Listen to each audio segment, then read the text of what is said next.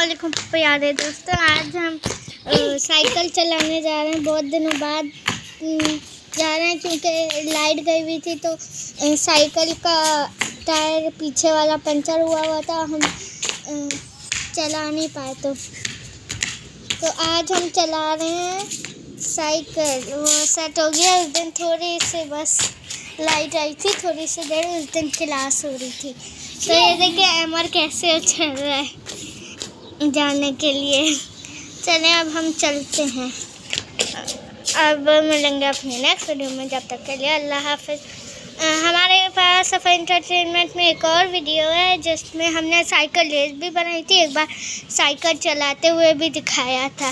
वो वीडियो ज़रूर देखना। अब मिलते हैं अपनी नेक्स्ट वीडियो में। जब तक के लिए अल्लाह हाफ़िज़। अल्लाह हाफ़िज़। ये अमर तो घोड़ा बन गया।